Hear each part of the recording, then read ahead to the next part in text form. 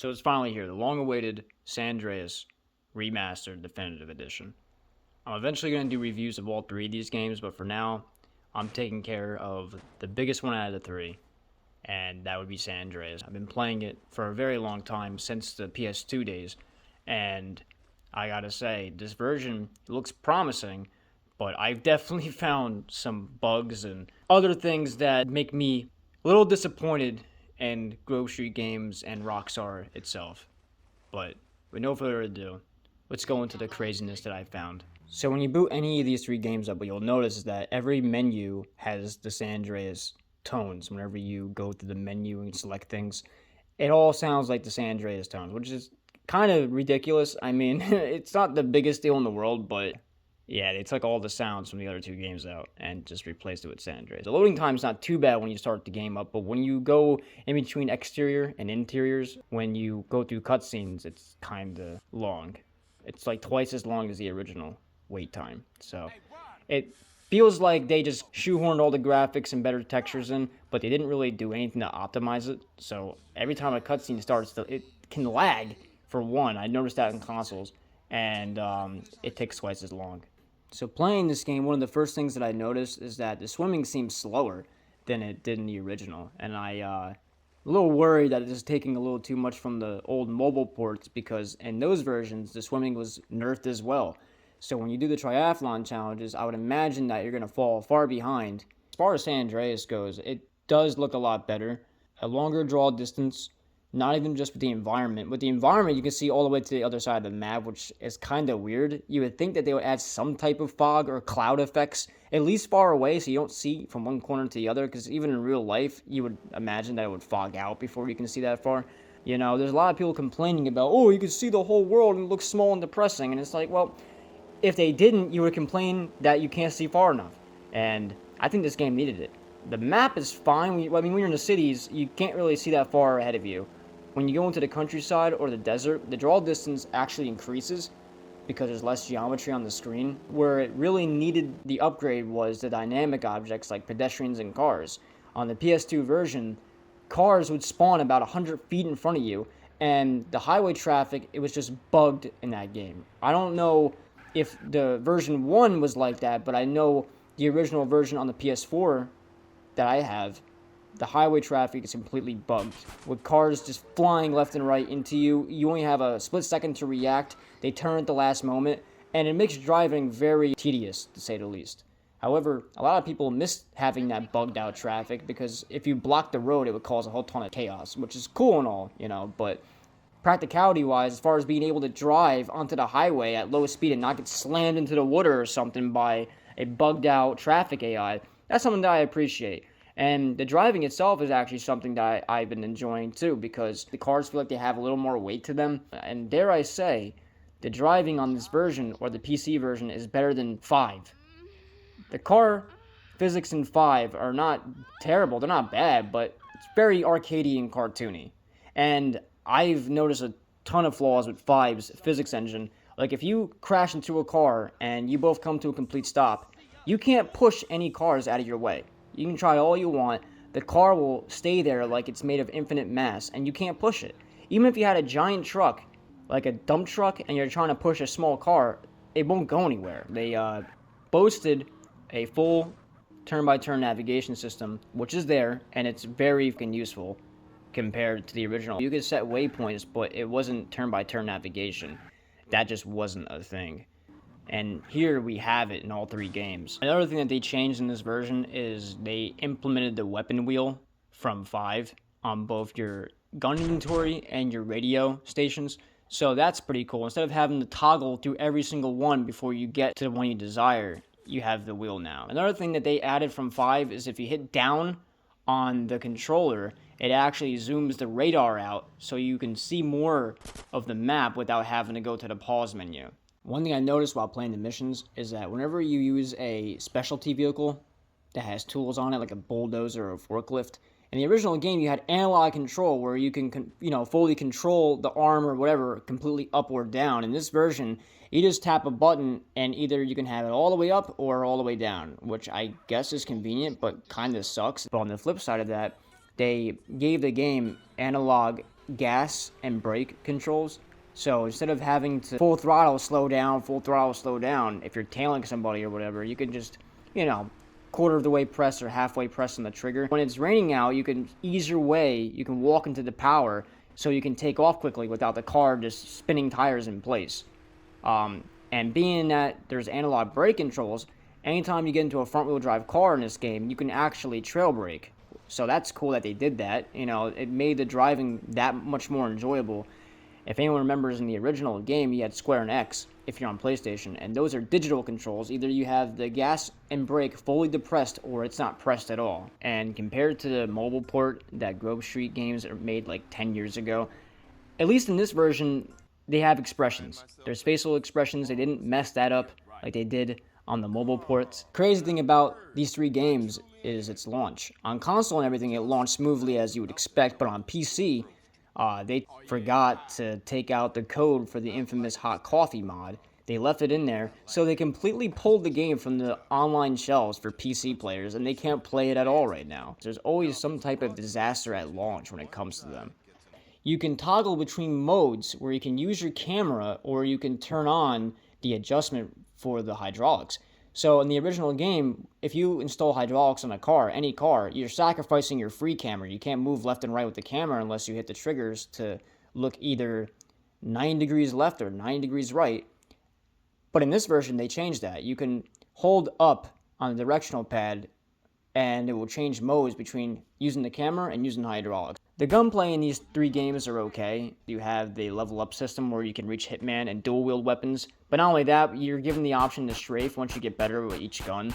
So it's not too bad. GTA was never really known for its robust gunplay. However, you're allowed to adjust the look around sensitivity and the aiming sensitivity, so you can adjust it to your liking. Frame rate issues as far as this game is concerned. When you go really fast, like in a car or something, you start noticing that the game will slow down a little bit. You will get a little bit of slowdown here and there. It also depends on where you are on the map. The gym is weird in this game. In the original, you would tap X and circle to lift the weight equally among both hands. It was kind of like a way of controlling both your hands all the way up to the motion. But in this game, they completely changed it. Now you just have a single button press, but you have to time it when the bar gets to the bottom. And you have to hit X when it gets to the bottom every other time you do it. Otherwise, it's not going to work. You have to do it every other time. And the weird thing about it is that, yeah, it works and it's convenient. The problem with it is that in the original game, you could challenge yourself. If CJ's really skinny, he can't lift 320 pounds like he's doing here. Because the higher you go in weight, the more you have to tap the living hell out of those buttons to get the weight up. So it kind of took away the challenge of seeing how much weight you can lift, how fast you can tap the buttons. Now it's just a single button press. Punching bags don't move in this version. That's weird. They're just solid stationary objects now. The dancing minigame and the lowrider challenge is weird. Dancing is not as bad, but they replaced the 4 action buttons, which is square, triangle, circle, and X, which is what you originally had to press while dancing. They replaced it with directional controls where you hit left, up, right, and down. The dancing's not as bad, but the lowrider challenge, as you'll see right here, the first song is ridiculous. There is literally no bouncing at all. It's like missing notes, it's missing rhythms that you would normally press buttons on to get the car to, actually bounce. The first song requires no bouncing at all. So you're just sitting there and the car barely moves. In the original, you actually bounce the car back and forth. You have to time it perfectly, otherwise the car could flip over. The pedestrians in this game have color palette swaps, which is cool as far as variation, but it threw me off when I first saw it. The dude that walks around with the orange jacket, the orange track suit, I've seen him spawn in green, purple, blue, yellow. He spawns in every color now. And sometimes he has the hat and sometimes he doesn't have a hat. And he's just bald-headed. With the draw distance, it makes parachuting, which was first introduced in this game, very enjoyable. The flying is very enjoyable as well. However, I noticed that they changed the camera a little bit. You can only move the camera left and right, and it snaps back into place almost instantly. I'm sure the sensitivity could change that, but for me, it snaps back almost instantly. You can only move left and right. You cannot move up and down on the camera. They disabled up and down for whatever reason. Interesting thing that they implemented in this game is the checkpoint system. in missions. Part of the original feel, if you would start a mission, that's it. And if you fail or die on the mission, you will respawn either at the police station, hospital, whatever, but you wouldn't have any weapons. So you would have to not only collect your weapons again, or whatever you want to bring with you as far as firepower, but you would also have to go back to where the mission started and start all over again. You could restart from the last save point, the last checkpoint, and have the same health, armor, and weapons that you originally had before you failed it. Which is cool, but in some ways it kind of takes away from the urgency to not fail a mission.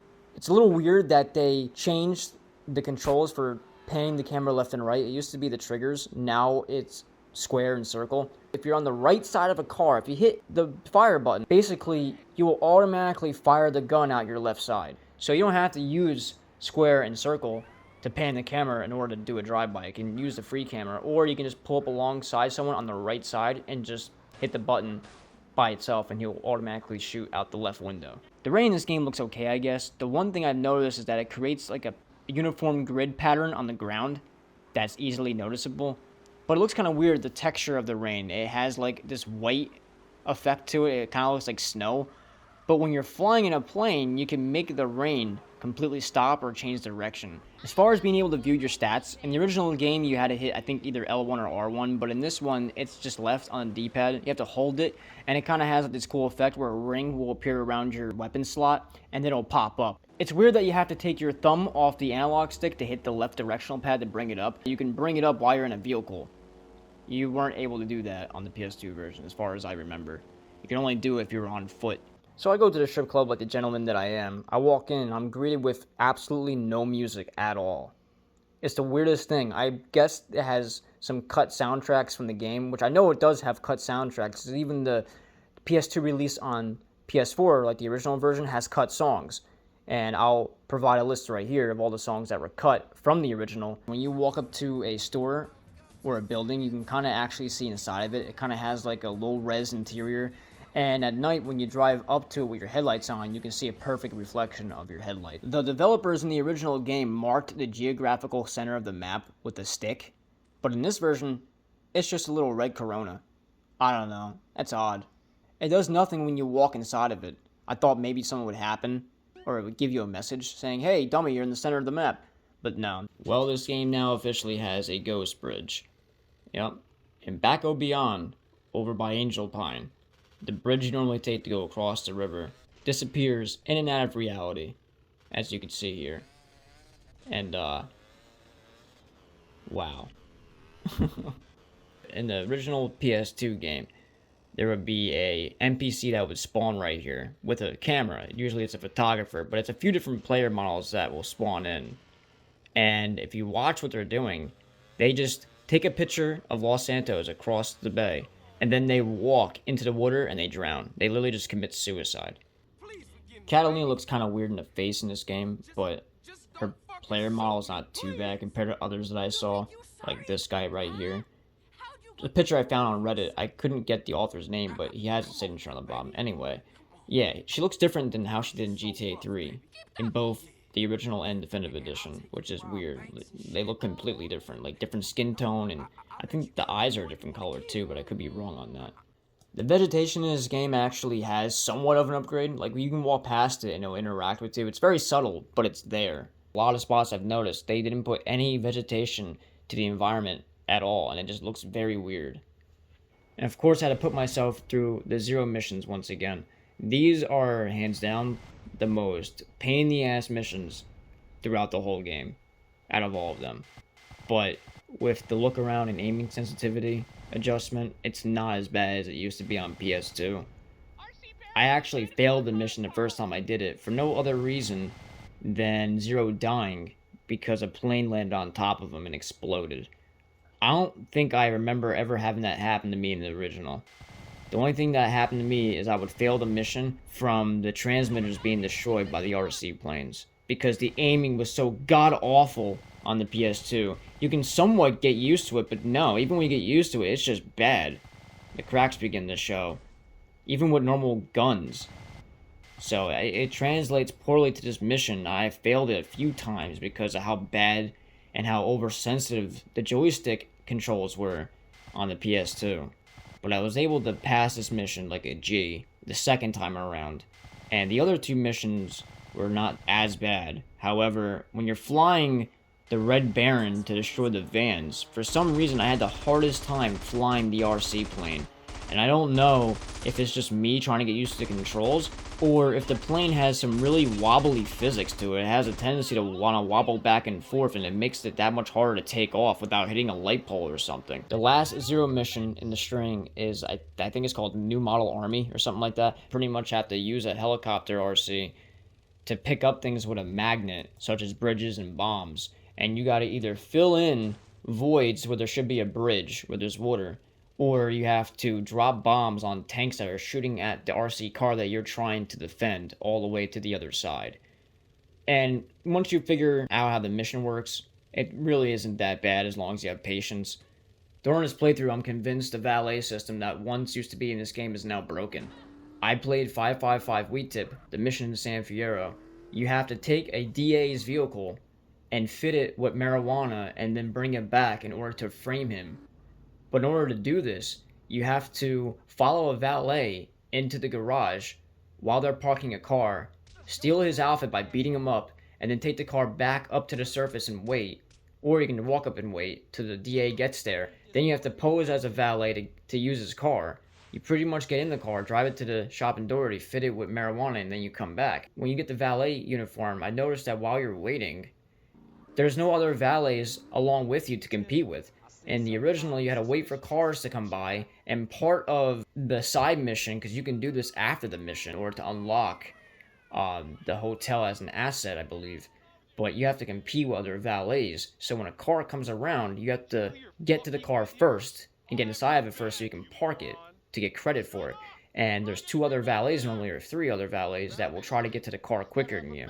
So that's completely cut from this. I was sitting outside the hotel, waiting by myself for a car to pull up. And I will show this too. The traffic just kept plowing into each other because without me being the only valet there, the people that parked their car will leave it in that very certain spot in the middle of the driveway. And then with no one moving it, other cars come by and just plow right into it as well. So Torino's last flight was always a challenging mission, but that's only if you don't have the RPG or a heat seeker. Normally, you can shoot him down before he makes that first corner around the building right after he takes off. But if you don't have that, the mission supplies you with an RPG and an AK-47. You have to drive all the way to the San Fierro Freeway and wait for the chopper to meet up with you, because that's the path that it takes. And you have to get off, and you really have to time the RPG shots accurately. And in this game, it feels a little bit difficult compared to the original. I don't know, maybe it's just my depth perception. Another issue I want to go over is the pause menu responsiveness. It's really not as responsive as I would hope, but I find myself having to tap triangle twice in order to get out or get into a vehicle, or I hold the button so I know Carl will actually jump inside the car without leaving the door open or walking away from it. In Vice City, you're able to get out the car and run away instantly with the door open. In this game, for whatever reason, I don't know why, when you get out the car, you cannot instantly run away from it the minute you jump out of it. You have to wait for him to get out of the car completely and then close the door before he can run.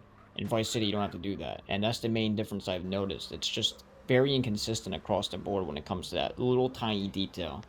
However, you can still drive off at the moment you get into a car without having to close the door, just not outside of it for some reason. And then this happened. I have no idea. The mission where you have to fight the snakehead on top of the container ship is pretty funny, because he throws you a sword and you think you're gonna go for this giant fight, but like you pretty much end it in 2 seconds. I always have enjoyment out of that. I wish they would have made him, have a bigger health bar so you can sword fight with him for like 3 minutes, but no. What is this? Oh man, you can see underneath the map from here. Oh boy, that's bad. Favorite characters in this game looks really weird in the Definitive Edition. He has like scars on his face almost, it looks like. And maybe people would argue it gives him some character, I guess, but no, like it just doesn't look right. From afar he looks okay, but when you look at his face close up, he's got like scars underneath his eyes. One gigantic problem I noticed when I was in San Fierro, when you get a paint job, which puts sort of like a livery on the car, If you do that and then change the color of it, as you can see here, the bumpers, body kit, spoiler, it all remains the same color as the paint job originally was the first time. That is a gigantic issue, and that makes me question whether or not they had a QA team to sort through this bullshit, or if they even tested the game at all. But it gets even better. When you go into the casino, the Four Dragons, the first thing you'll notice, there's no music at all. That's ridiculous. There's a vehicle in the center that you can't even get into, so it's not even worth it. When you go to the machines and you start gambling, what I noticed is not only is there no music at all, you hear NPCs screaming and running away with no threat around you. Like, I didn't even fire my gun or attack anyone. I was just minding my own business playing video poker, and all I heard was footsteps of people running and just screaming over and over again with no music. It was the weirdest, unsettling feeling I've ever had. I can't believe they had the fucking audacity to call this the definitive edition when they cut stuff out of it. Rockstar is a billion-dollar company, and they couldn't even renew the music licenses so they could have the original soundtrack in this game. That kills me, because as you saw from the list, a lot of the songs that were cut were really good songs and actually made the game that much better, but they only used a handful of tracks and some of the interiors. So when you go into the casino, it used to play like 6 songs from Master Sound's station. Now it's just dead silence. There's no funky president, none of that. They took it out. It would be somewhat palatable if the NPCs didn't bug out and run away and scream every 2 seconds while I'm trying to bet at a table or a video poker machine or the slots. Seriously, it's a big issue.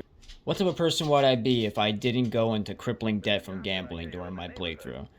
Yeah, in this game you can actually go into debt and owe the casino money, and if you walk out, you'll get some phone calls, and then you'll get goons coming after you to talk about your debts, of course. The more money you owe, the more vicious they are when they try to hunt you down and kill you. And you can pay it back by killing the goons that come after you. They drop a large amount of money, or you can just do missions if you have any left to try to get yourself back onto the green side. You can get inside? Oh, you can drive it. Oh, okay, you know what? Maybe it is worth it.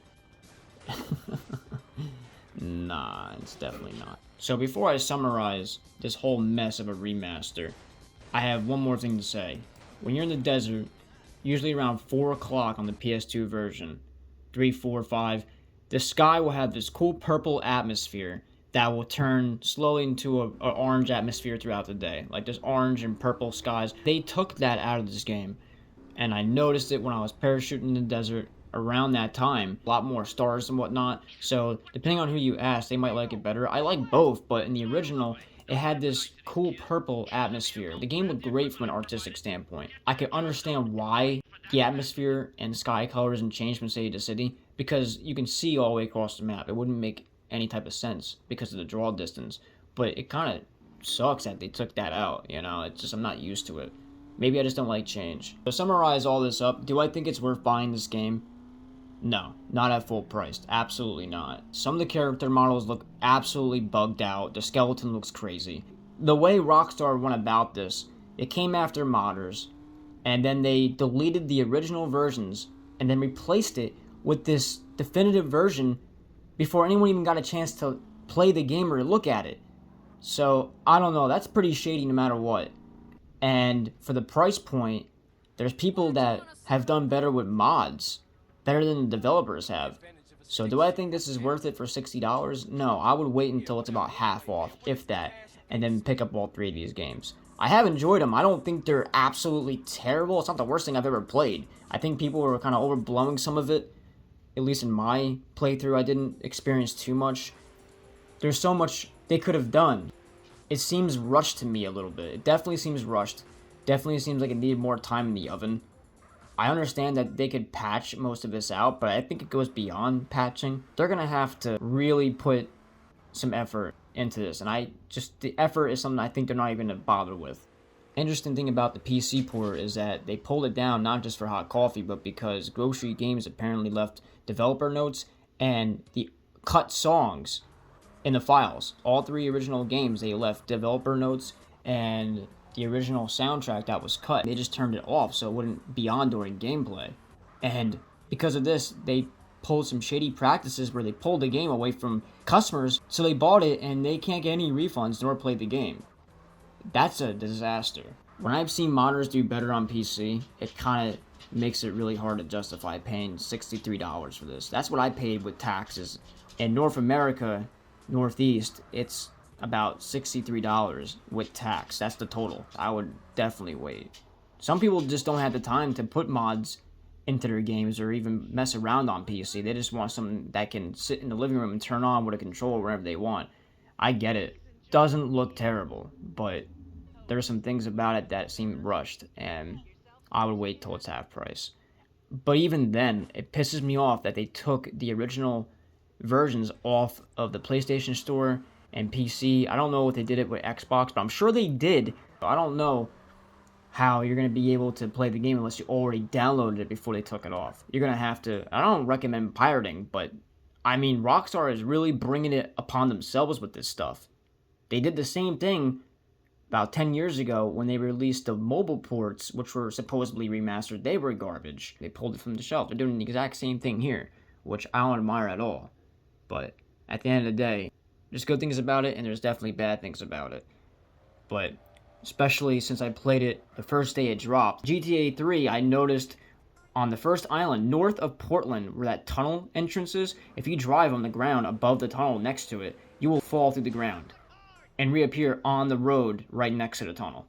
I mean, that's terrible. It makes you think that they didn't even spend their time at all playing the game to test to see if it was ready to be pushed out the way it was.